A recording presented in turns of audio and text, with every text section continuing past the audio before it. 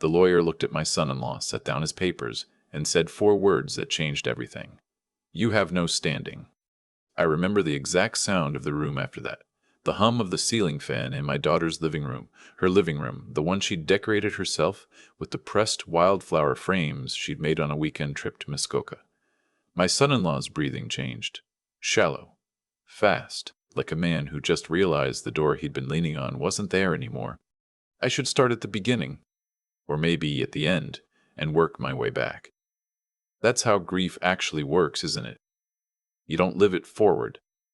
You live it in fragments, and you piece it together later, alone, at 2 in the morning, with a cup of tea gone cold on the kitchen table.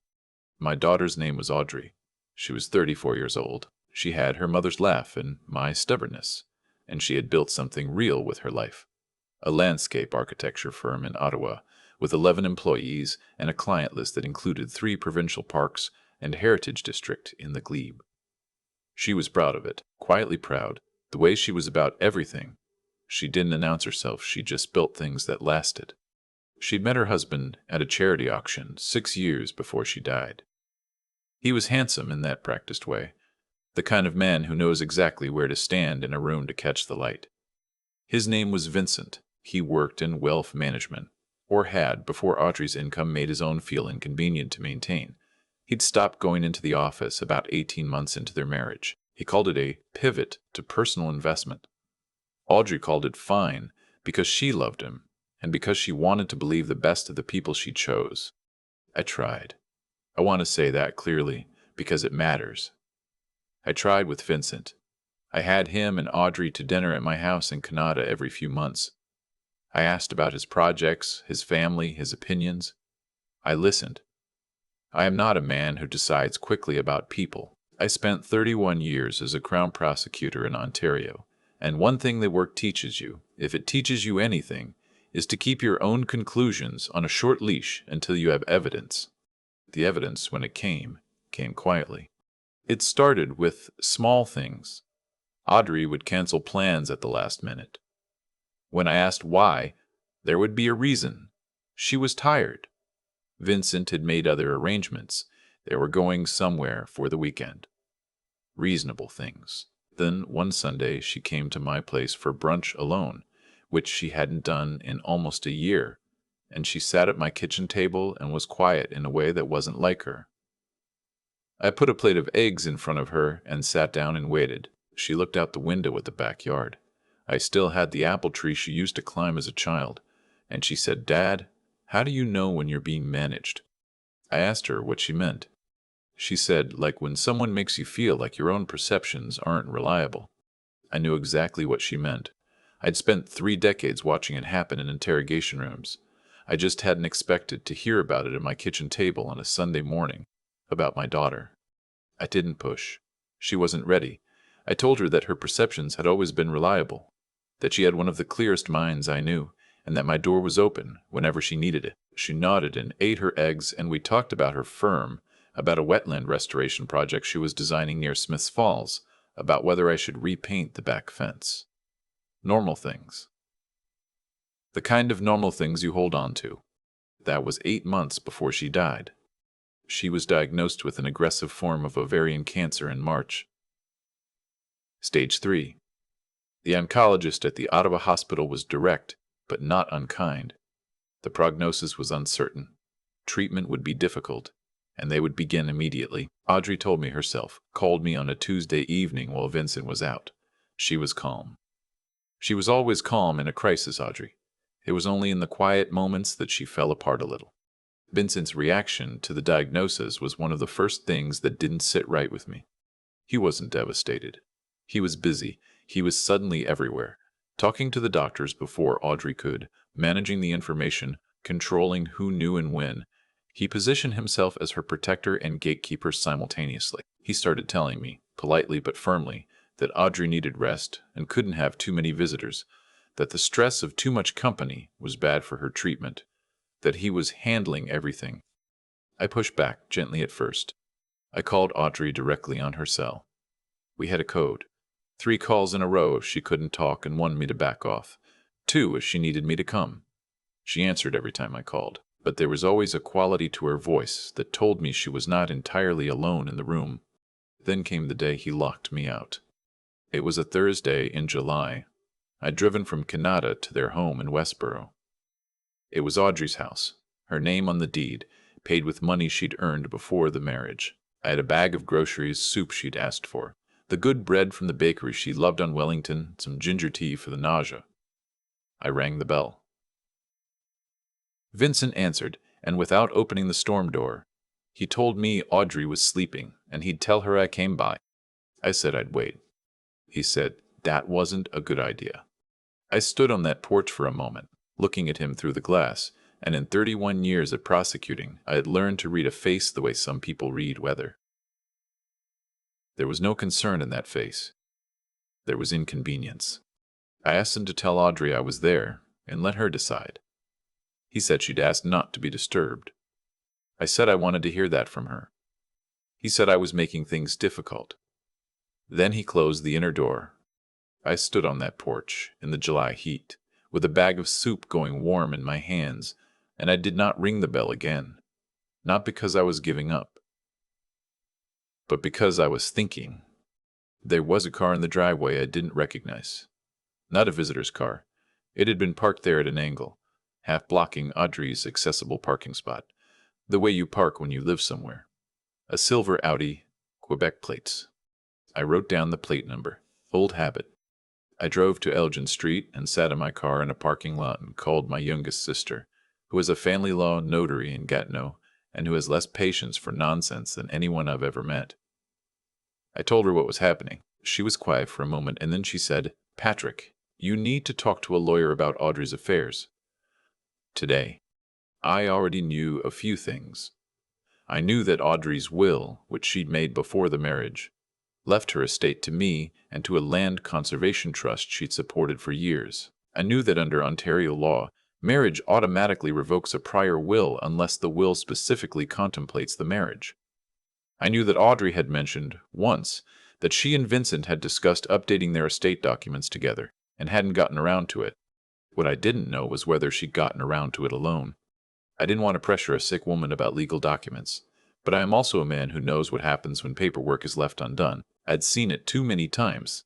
Estates fought over by the wrong people, assets going where the deceased never intended, families destroyed by ambiguity that could have been resolved in a single afternoon with a notary and a clear head. I called Audrey that evening. She answered on the second ring. Her voice was tired but present. I told her I'd come by and been turned away. There was a pause. She said she hadn't known I'd come. She said she'd been sleeping, yes, but that she hadn't asked Vincent to turn anyone away. I kept my voice steady. I told her I was fine, that I understood, that I just wanted to know she was okay.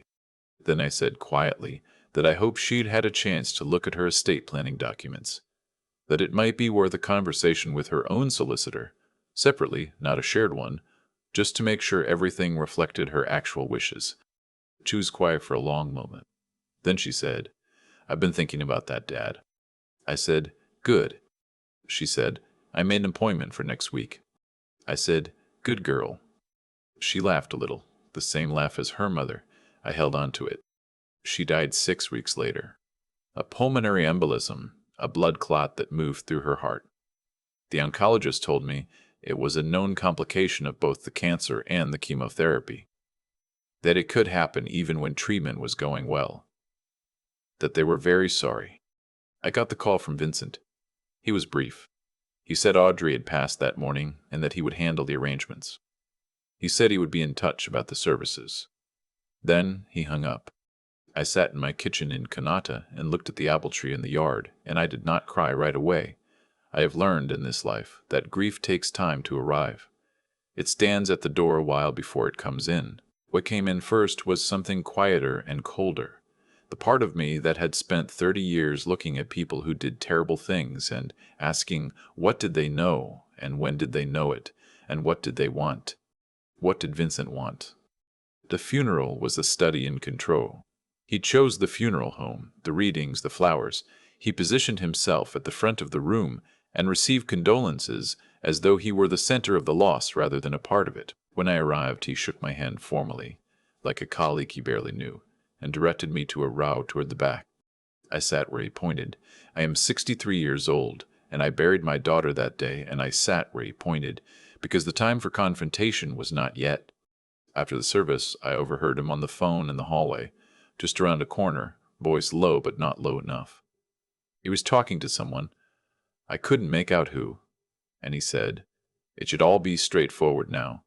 The house, the firm accounts, everything. She didn't update anything after we got married." He laughed briefly, a small, satisfied sound. I walked back into the chapel and sat down at a pew, and I stayed there for a long time, even after the room was empty. I knew two things now. One, he believed the original will had been revoked by the marriage and that intestacy laws would give a spouse the majority share. Two, he was wrong about whether Audrey had updated anything. I hoped he was wrong. I didn't yet know for certain. I found out 3 days later when I received a call from a solicitor I didn't recognize. A woman named Elaine Fournier, partner at a small but well-regarded estates practice in the Glebe. She'd been Audrey's solicitor for the last 4 years. She told me that Audrey had come in alone 5 weeks before she died and had executed a new will. That the will was clear and detailed. That she, Miss Fournier, had been named executor. She told me Vincent had already called her office 3 times. The reading was conducted at Miss Fournier's office on a Tuesday morning in September. I drove in from Canada with my sister. The leaves had just started turning on the 417, Audrey's favorite time of year. She always said autumn in the Ottawa Valley was the one argument against pessimism. Vincent arrived alone, in a suit, carrying a leather portfolio as though he were attending a business meeting. He did not greet me. He sat on the opposite side of the room, crossed his arms, and looked at Miss Fournier the way men like him look at people they've decided are obstacles. Miss Fournier opened the session calmly, sorted her papers, and then looked at Vincent directly. She said, "Mr. Holloway, I need to inform you at the outset that the will executed by Audrey specifically excludes you as a beneficiary. The document also includes a clause stating that any challenge to these terms shall result in the automatic redirection of all estate funds to charitable bequest. You have no standing in these proceedings." He stared at her. She continued without pausing. "You are, however, welcome to remain if you would like to hear the terms. Or you can leave. But the proceedings will continue either way."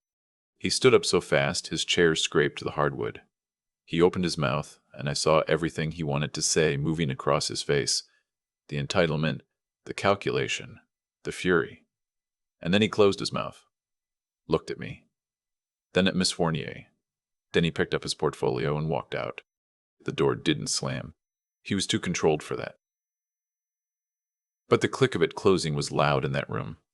My sister reached over and put her hand on mine. I looked at the window. September light, flat and golden, the way it gets in the valley before the cold comes. Miss Fournier began to read. The estate was more substantial than I had known. Over the years, Audrey had saved and invested carefully. She had a managed portfolio through a credit union, equity in the firm, the house in Westboro, a small cabin property near Calabogie that I hadn't known about. She'd been smart with money in the way her mother had always hoped she would be, in the way I'd never quite managed myself. The will directed the house be sold, and the proceeds, along with a defined portion of the firm's accounts, go to a land and wetland conservation fund in her name, administered through the Nature Conservancy of Canada. The Calabogie property came to me outright. The remainder of her personal estate, her accounts, her personal effects, came to me as well, with a specific provision that I use a named portion to establish a bursary in her name at the University of Ottawa's Faculty of Engineering and Design for students in landscape architecture. She had written a letter, too. Miss Fournier handed it to me in a sealed envelope with my name on it in Audrey's handwriting. I didn't open it there. I put it in the inside pocket of my coat, against my chest, and I thanked Miss Fournier, and my sister drove us home. Vincent did not take it quietly. He retained a lawyer, a combative one, the kind who files first and thinks later, and launched a challenge on the grounds of undue influence, claiming that Audrey had been pressured by me to change her will while she was ill and vulnerable. It was, professionally speaking, a weak case. The solicitor had documented the session thoroughly. Audrey had attended alone, had been assessed for capacity, had been clear, coherent, and specific. The challenge was dismissed by the court in under 3 months, with costs awarded against Vincent. The Quebec-plated Audi, I learned through a contact, was registered to a woman in Gatineau. I won't say more about that. I never pushed for an autopsy or exhumation. I want to be honest about that. The thought crossed my mind, you'd be a fool not to consider it, given everything. The oncologist was clear that the embolism was medically consistent with her condition. My sister encouraged me to let that question rest. I chose to believe the medicine. I still choose to believe it. Some questions, if you chase them without evidence, become a place you live in permanently instead of a thing you move through. What I know is that Audrey made her choices clearly and in full possession of herself. She knew what she was doing when she walked into Miss Fournier's office. She knew what she was protecting, and she did it in time. I moved the Calabogie Properties dock last spring, replaced the boards, repainted it the same green she'd chosen when we bought it together years before. She'd been 12. She'd picked the color from a hardware store fan deck and been absolutely certain about it. A kind of willow green that looked wrong indoors, but exactly right beside the water. She was always certain about color. The bursary awarded its first recipient in the spring, a second-year student from Sudbury studying ecological design, first in her family to attend university. I attended the small ceremony on campus. They'd put Audrey's name on a plaque in the faculty hallway. Her firm photo, the one she'd always hated because she thought she looked too serious, she looked exactly right to me. I open her letter sometimes. Not often. It is not long. 2 pages in her careful, slanted handwriting, the kind of penmanship they still taught when she was young. She doesn't say anything dramatic. She says she's sorry for the things she didn't tell me sooner. She says she knows I knew anyway. She says the dock needs new boards. She was right about the dock. She was right about most things. I am 63 years old, and I live in Kanata, and I have an apple tree in my yard, and a cabin near Calabogie with a willow green dock, and my daughter's name is on a wall at the University of Ottawa, and somewhere in the city a young woman from Sudbury is learning to build things that last. That is not nothing. That is everything she would have wanted. I've thought a lot, in the months since, about what actually protected Audrey's wishes in the end. It wasn't luck. It wasn't the law on its own. It was a decision she made quietly, alone, while she was ill and exhausted and running out of time. She got up, drove herself to a solicitor's office in the glebe, and made sure that what she'd built would go where she intended. That took something. It took more than most people realize, to sit in that chair and think clearly about your own death, and sign your name to it anyway. I keep coming back to that image of her. Not the version of her I have from the hospital, or from the funeral. The version I imagine, her, in a chair across from Elaine Fournier, thinking it through, asking her questions, making her choices. That was Audrey being fully herself, right up until the end. Clear-headed, deliberate, unwilling to let someone else's assumptions become her legacy. Vincent assumed. That was the core of it. He assumed that because he was in the room belonged to him. He assumed that Audrey's illness had made her passive, that grief had made me slow, that the paperwork would simply fall his way because he wanted it to. He built his entire plan on assumptions, and every single one of them was wrong. Not wrong by accident. Wrong because he had never bothered to actually know the people he was dealing with. He saw what he wanted to see, and he stopped looking after that. I don't think Vincent was stupid. I think he was morally lazy. There's a difference. Stupid people make errors. Morally lazy people make choices. They just don't like to call them that. Every time he turned me away from that porch, every time he positioned himself between Audrey and the people who loved her, every time he made a calculation instead of a decision rooted in something decent, those were choices. And choices, in my experience, accumulate. They build a kind of structure around a person, and eventually that structure is all there is. What Audrey built was different. She built things that lasted. Wetlands, parks, a firm with 11 people who still show up to work every morning. She built a bursary that will carry her name into classrooms I'll never see. She built her will carefully, with a clear mind and a good heart. and it held up in court in under 3 months. What you put into the world with integrity tends to hold up. What you construct out of convenience and appetite tends to fall apart the moment someone looks at it directly. I am not a spiritual man in any formal sense, but I believe in cause and effect. I believe that how you treat people when you think no one is watching eventually becomes a matter of public record. In courtrooms, in solicitors' offices, in the quiet verdict of everyone who loved the person you tried to take advantage of. I believe that patience and clear thinking are not passive. They're a form of strength, the kind that doesn't announce itself. Audrey knew who I was. She knew I wouldn't stop looking. She'd said as much in her letter. I know you knew anyway. She was right. And she had the courage to act on her own behalf while she still could, without waiting to be rescued, without dramatizing it, without telling anyone. That green duck at Calabugian needs a second coat this summer. I'll do it myself. I'll take my time with it.